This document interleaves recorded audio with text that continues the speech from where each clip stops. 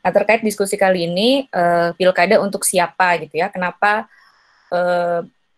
ngotot sekali gitu ingin pilkada tetap dilaksanakan di Desember 2020.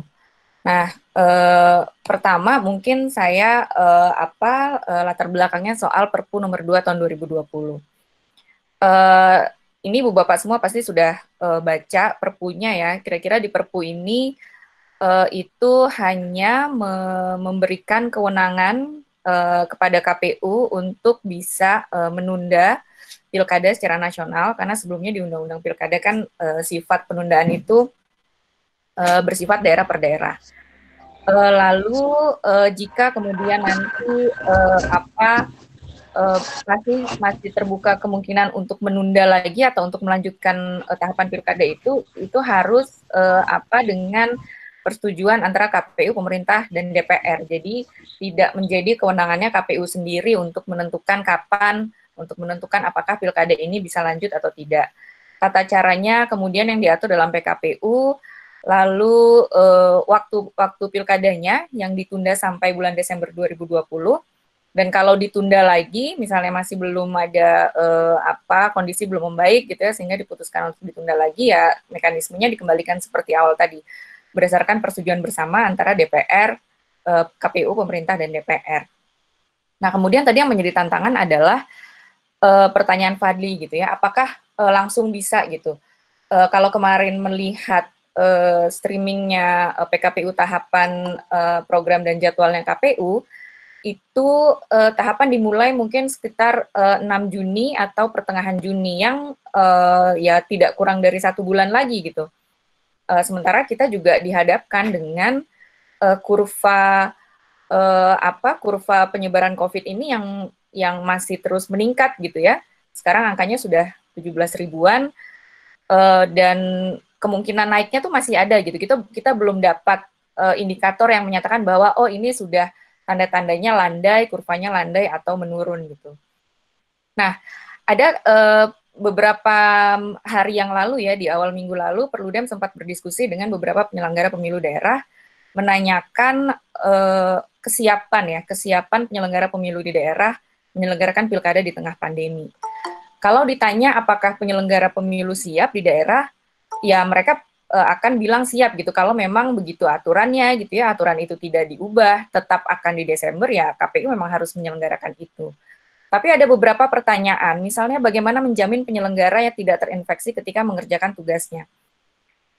Tadi disebutkan bahwa ketika nanti tahapan itu dimulai, itu langsung berhadapan dengan tahapan lanjutan pemutakhiran daftar pemilih, ada coklit, ada verifikasi calon perseorangan yang potensi untuk bertemunya banyak orang tuh besar gitu.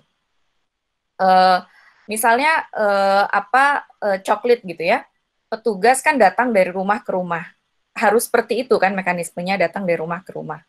Nah, apakah mereka disiapkan dengan peralatan yang memadai gitu, dan apakah yang didatangi rumahnya mau menerima tamu gitu, misalnya kan kita sekarang nggak secure ya, ada orang yang datang ke rumah gitu, kalau bisa cuman di garasi aja gitu, atau misalnya kalau ada paket yang datang kita bilang udah paketnya dilempar aja gitu, kita kan mencegah interaksi itu. Nah, bagaimana kalau ini langsung mau dilakukan gitu? Lalu bagaimana dengan status penyelenggara ad hoc? Beberapa daerah sudah melakukan pelantikan PPS, ada yang belum gitu ya. Nah, ini kan juga harus dipastikan apakah mereka masih memenuhi syarat. Apakah ada petugas PPS atau PPK atau penyelenggara ad hoc lainnya yang terkena virus ini gitu. Kalau nggak salah kemarin ketika diskusi di wilayah Tangerang Selatan ada anggota PPK yang dirawat di Wisma Atlet gitu. Nah itu kan juga perlu dicek kembali gitu, karena ya berpotensi tadi pilkada ini kan bukan sekedar hari hanya gitu ya. Jadi bukan sekedar menyelenggarakan hari H pemungutan suara, tapi ada tahapan yang panjang, yang tahapan pemilu kita itu kompleks, tahapan pemilu kita itu melibatkan banyak orang gitu. Lalu bagaimana dengan anggaran pemilihan? Siapkah anggaran itu untuk mengadakan kebutuhan perlindungan pada penyelenggara, pemilih, peserta pemilu gitu ya. Nah, sementara penyelenggara pemilu di daerah menyampaikan kan kemarin uang penyelenggaraan pilkada itu kan belum ditransfer semuanya. ada yang baru belum sampai 50%. Nah, sisanya itu kan masih ada di anggarannya pemerintah daerah. Lalu kemudian ketika beberapa waktu lalu ada edaran bahwa anggaran ini digunakan untuk penanggulangan COVID-19. Nah, ketika nanti KPU meminta dicairkan, prosesnya kan bisa rumit dan panjang lagi gitu. Lalu kemudian uh, dan anggaran-anggaran kemarin kan pos-posnya tuh sudah jelas ya, uang untuk apa, untuk sosialisasi, untuk apa, debat publik, untuk apa. Nah, tidak ada item anggaran untuk misalnya beli perlengkapan yang tadi itu perlengkapan perlindungan. Kemudian kita kemarin sempat juga ada yang membandingkan Korea Selatan bisa kok, Korea Selatan mampu, bahkan tidak ada kasus setelah penyelenggaraan pemilu Korea Selatan. Nah, perlu diketahui juga anggaran yang jadi kita kan nggak bisa membandingkan apple to apple gitu. Kalau kita nonton videonya tadi yang disampaikan Mbak Titi dan mungkin nanti juga bisa kita kasih linknya di kolom chat, itu pengadaan anggaran untuk peralatan perlindungan tadi itu juga sangat besar kan. Mereka harus menyiapkan 1 juta pack sarung tangan, berapa juta apa hand sanitizer gitu ya, lalu juga termometer, semua itu kan butuh anggaran gitu. Lalu bagaimana menjamin keamanan pemilih, bagaimana memastikan partisipasi tidak turun gitu. Apa yang kemudian dalam situasi seperti ini pemilih mau datang ke TPS gitu ya, kan pemilihan kepala daerah ini kan kalau bahasanya Pak Ferry Kurnia Rizkiansyah nggak sekedar menggugurkan kewajiban gitu, nggak sekedar apa event 5 tahunan gitu ya. Ada kualitas penyelenggaraan pemilu yang juga harus menjadi perhatian. Lalu satu lagi bagaimana memastikan informasi kampanye tersampaikan secara utuh ke masyarakat. Kan muncul kemudian inovasi-inovasi ya, kampanyenya bisa model seperti ini gitu ya, menggunakan teknologi, menggunakan secara online, secara daring dengan media sosial gitu. Tapi apakah informasi itu bisa sampai ke seluruh pemilih?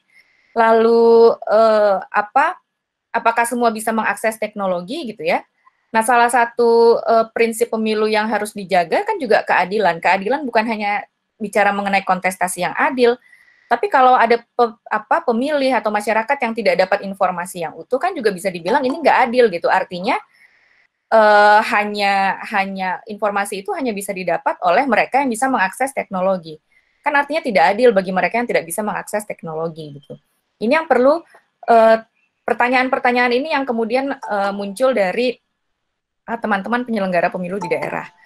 Nah, lalu sempat juga ada gagasan ya inovasi dalam penyelenggaraan pilkada. Kan tadi disebutkan bahwa kita diminta untuk mulai berdamai dengan COVID-19, bersahabat dengan situasi. Kita mulai, ayo kita menyongsong normal baru gitu ya.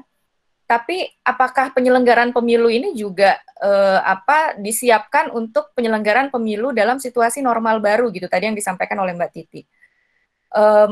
Kita bukan anti dengan normal baru. Saya rasa semua kita di sini juga menyadari kalau memang sampai vaksin belum ditemukan, obat belum ditemukan, ya kehidupan kita akan berubah gitu ya.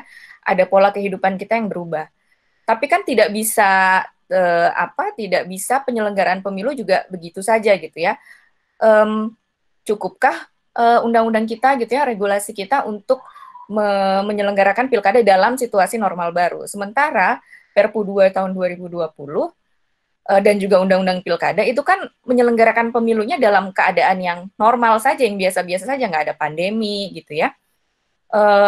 Nggak ada pandemi, ya situasi yang biasa gitu, bukan situasi yang khusus gitu. Nah, lalu ada gagasan misalnya soal e-voting gitu ya. Sekarang kita semua sudah dibilang terbiasa dengan teknologi. Kan bisa juga kita terbiasa dengan teknologi. Kenapa nggak pemilunya dengan e-voting gitu? Apakah ini yang dibilang normal baru dalam penyelenggaraan pemilu kita gitu ya dengan e-voting? Tentu kita tidak anti teknologi, ini pun diperbolehkan oleh Mahkamah Konstitusi, tapi kan ada prasyarat yang panjang gitu. Kita hanya punya waktu 6 bulan untuk menyiapkan teknologi pemilu, siapkah gitu ya? Mampukah gitu, bagaimana caranya gitu, yang kita sendiri juga kayaknya nggak bisa dapat jawaban soal itu gitu. Verifikasi calon perseorangan misalnya, ya bisa sampel gitu, ya kan nggak bisa sampel, di undang-undang dibilangnya harus sensus. Coklatnya online gitu ya, bagaimana mekanisme online-nya gitu. kita dihadapkan pada situasi misalnya pendataan pemilih kita yang belum berkelanjutan gitu ya. Kalau membandingkan dengan Korea Selatan kan dia punya database yang berkelanjutan gitu. Yang itu menjadi data dasar untuk pemutakhiran daftar pemilih. Nah, sementara di kita pemutakhiran daftar pemilih itu kan dilakukan menjelang pemilu. Nah, jadi dengan kondisi yang seperti ini, saya rasa kalau dibilang tadi e-voting, verifikasi sampel, coklit online atau hal yang lainnya itu sebagai pilihan atau bentuk kreativitas yang bisa dibuat oleh KPU, saya rasa ini bukan pilihan yang bisa diambil oleh KPU gitu, karena ya memang pertama regulasi gitu ya, situasinya juga nggak ke sana gitu, apa ya, pendukungnya belum kayak tadi misalnya daftar pemilih kita juga belum terintegrasi. Jadi menurut saya ini ya kita nggak punya pilihan ke sana gitu loh. Ini yang kemudian memang perlu menjadi pertimbangan kembali gitu ya. Toh di Perpu juga dibuka peluang ini masih bisa ditunda kok gitu. Ayo deh kita sama-sama mengkaji kembali gitu ya, bahwa tadi KPU dituntut untuk kreatif. Kan nggak bisa kreatif itu artinya ya nggak ada dasar hukumnya gitu. Penyelenggaraan pemilu kan harus ada kepastian hukumnya, itu salah satu standar internasional penyelenggaraan pemilu ya, ada payung hukumnya, ada regulasinya gitu. Nah ini yang jadi jangan sampai kalau bahasanya yang mungkin agak keras tuh penyelenggara pemilu kan akhirnya kayak bunuh diri gitu ya, menyelenggarakan pilkada dalam situasi yang seperti ini gitu. Tantangannya yang sangat berat. Itu yang kita hadapi bersama-sama kan kondisinya seperti ini. Ya.